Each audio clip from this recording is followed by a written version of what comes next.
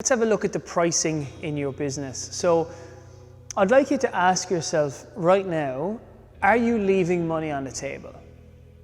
Are you maybe not charging enough because you think that the prospect or the market cannot afford you?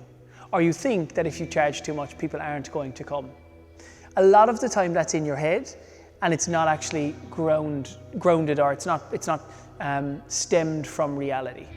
So I'd like you to really think on that for a moment. Take a moment and just ask yourself that question. Are you leaving money on the table? Potentially you are.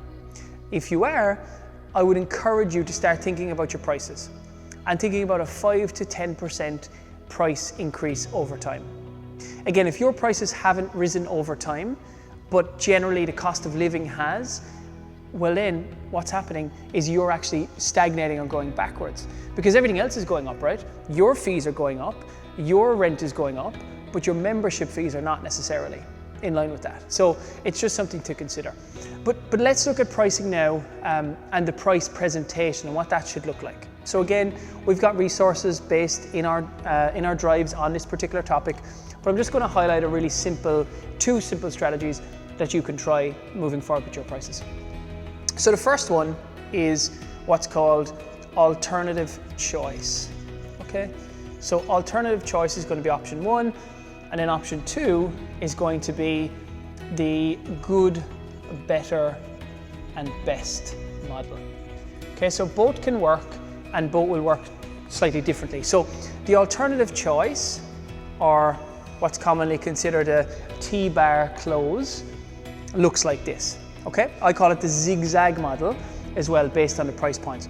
So you might have a setup fee, you might have a startup cost involved in your business. So let's just say, for argument's sake, it costs 50 euros or $70, wherever you are in the world, to set up. From there, you're going to have two different options that you have. So you're going to have one, which is your lower time but higher cost, and the other, which is longer time but lower cost. So we want to ensure that the person is willing to commit to us for longer, and we incentivize that by giving them some benefits. So what that could look like is you might have a 1 month minimum program, and that might be, let's just say, 25 euros a week. But now your 12-month program might be 20 euros a week. So from here, when we discuss and when we talk about this, we go in a zigzag pattern like this. So we go from here to here and across to the last price point here. So what would that look like in a sales scenario? So I would say to the prospect, I'd say, we have two different options for you today. Both of our memberships come with a one-off admin or setup, which is 50 euros. The flexible or 1 month program is 25 euros per week. But most of our members seem to go for the 12-month program, which, you know, it's more of a lifestyle program, and it's actually a bit more valuable as well. You get a bit more, and it costs you less money at 20 euros per week. Now, at this stage, which out of these two suits you best? And you let that sit there and you let the person answer which suits them best. Most of the time, people will say that this one suits best because the price point is a bit lower, and they're not overly fussed about the time commitment. And it's a really good way to just sort of segment which program the person is going to look for. Once they say this one, I would simply say, lovely, well, let's get that one set up for you now then. Which would then encourage them to either say yes and we continue, or no and I deal with the objections.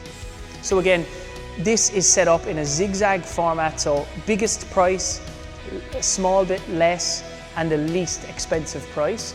So the last number we talk about is the one that they remember. But we're not hiding this. We're not saying, you know, this isn't like T's and C's apply like a radio advert. We're very clear that we have a 50 euro setup fee, or whatever, these are just generic prices, $70. We have a one-off fee at the start. This is the weekly fee for this program. This is the weekly fee for this program. Some people do this one, most people do this one. Which one would you like to do?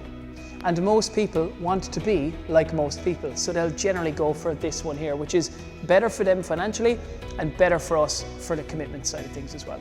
So that's your alternative choice.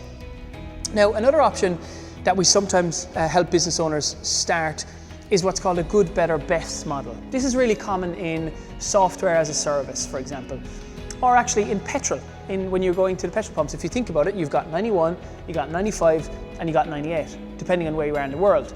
But you often get 3 types of petrol available, or more. Now there's a good one, there's a better one, and there's a best one.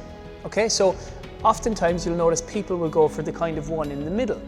So how this would be presented is, as such, you would have your smallest price point here. So this is from pricing upwards to the top.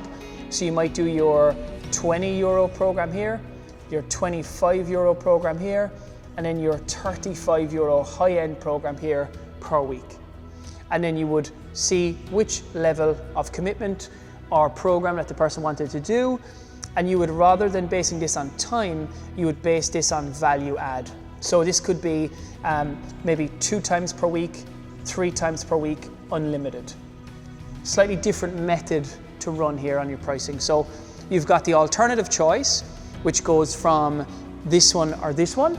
So it's a T-bar style of presentation. Or you've got your good, better, best, which goes from pricing up to the top, and most people will hover in this middle section here. So either one of those models will work. It just depends what sits best with you and what you think works best with your style of program.